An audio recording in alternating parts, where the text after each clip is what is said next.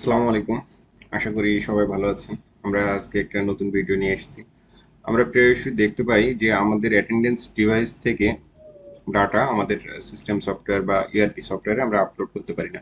তো এটার একটা বেসিক কারণ আছে। কারণটা হচ্ছে যে আমরা অনেক সময় আমাদের অ্যাটেন্ডেন্স ডিভাইসে ভুল এন্ট্রির মাধ্যমে এই অ্যাটেন্ডেন্স ডিভাইসে ডাটা চলে যায়। তো এই ভুল এন্ট্রির কারণেই মূলত হচ্ছে যে আমাদের অ্যাটেন্ডেন্সের ডিভাইসের সাথে আমাদের যে ইআরপি সফটওয়্যার আছে এই ইআরপি সফটওয়্যারে ইউজার ম্যাচ করে না, যার কারণেই মূলত এই সমস্যাগুলো সৃষ্টি হয় যে ডাটা আমরা পুল দিতে পারি না। তো আমি আপনাকে একটা সিচুয়েশন দেখাতে চাই এখন। তো চলেন আমরা যাই আমাদের সিস্টেম সফটওয়্যারে। তো ফার্স্ট আমরা এখানে চলে আসলাম, আসার পরে আমরা এটা আবার পুনরায় ডাউনলোড দিলাম।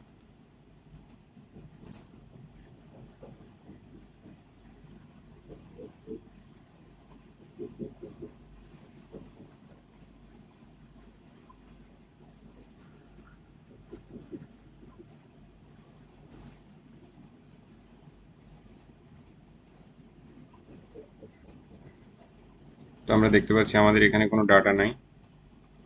তো আমাদের এখন করণীয় কি, যে আমাদের এই সমস্যাটা উতরানোর জন্য আমরা এমপ্লয়ি সেকশনে চলে যাব।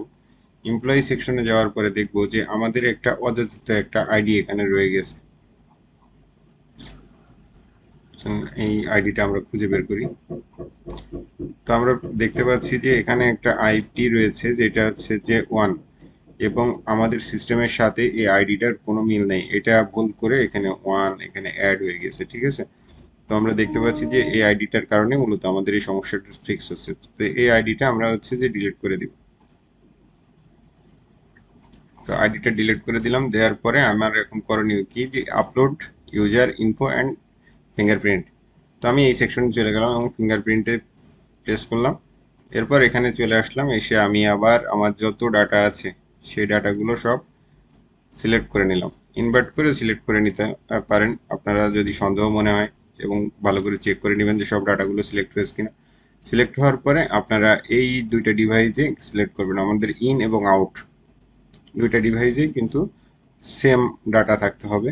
তো এখানে দেখেন যে ফিঙ্গারপ্রিন্ট কাউন্ট এখানে 84, এখানে 83, আবার ইউজার কাউন্ট এখানে 76 আর এখানে 75। তার মানে কিছুটা অমিল আছে, তো যে সেই কারণে মূলত আমাদের হচ্ছে যে এই চেকিংটা। তো আমরা এটা মাধ্যমে আমরা সমস্ত ডাটা আবার আপলোড করে দিব।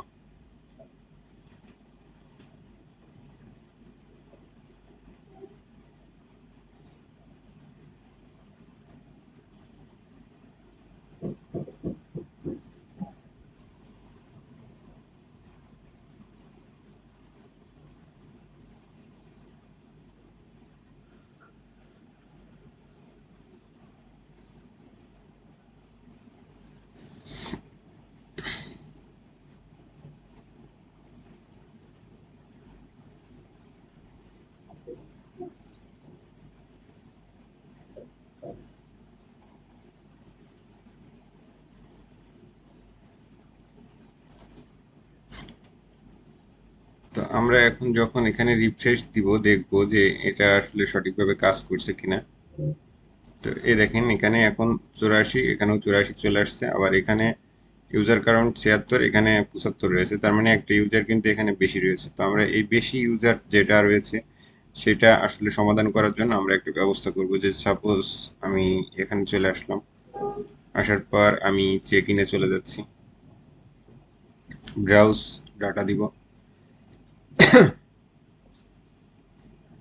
তো ব্রাউজ ডাটা দেওয়ার পরে আমি এখানে চলে আসলাম, এসে দেখতেছি যে আসলে কোন ডাটাটা আমার আসলে ভুল আসছে।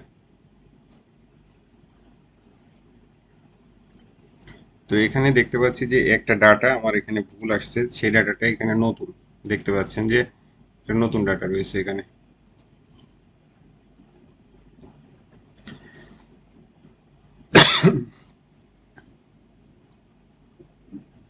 তো আমি এটি ইনভার্ট করে দিলাম, দেওয়ার পর আমি চলে আসতেছি নিচে, এবং এখানে যে ডাটাটা রয়েছে এই যে রং ডাটা, এই রং ডাটাটা আমি এখান থেকে ডিলিট করে দিব। যে ডিলিট ইউজার, ঠিক আছে।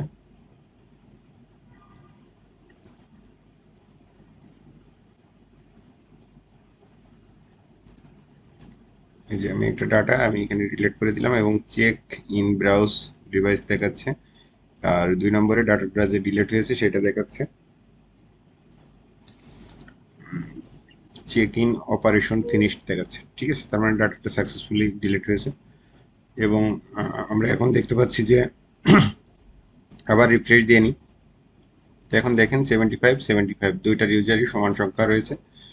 আর আমাদের সিস্টেমে এই ধরনের কোনো ডাটা আছে কিনা আমি সেটাও কিন্তু আরও একবার চেক করে দেখব সিস্টেমে এই ধরনের কোনো ডাটা রয়েছে কিনা।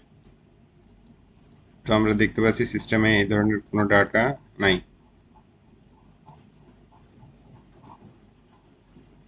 মানে এটা সাকসেসফুলি কাজ করছে।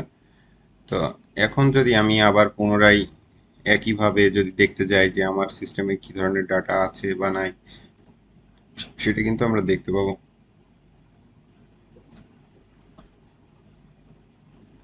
তো দেখেন ওই ধরনের ডাটা কিন্তু আর নাই, আর নতুন ডাটাও নাই। যে নিউ ইউজার যেটা নট ইন লোকাল ডাটাবেস সেগুলো এই কম্পিউটারে নাই। তো এখন আশা করি আমরা যখন পুনরায় ডাউনলোড দিব যে অ্যাটেন্ডেন্স লগ, তারপরে আশা করা যায় যে এই ধরনের সমস্যা আপনারা আর ফেস করবেন না কখনো। তো এই ধরনের সমস্যা যদি এই ধরনের সমস্যা যদি আবার আপনারা পুনরায় ফেস করেন তাহলে আপনারা অবশ্যই আমার সাথে যোগাযোগ করবেন এবং আমি আপনাদেরকে সমস্যা সমাধানের জন্য কাজ করব। ধন্যবাদ।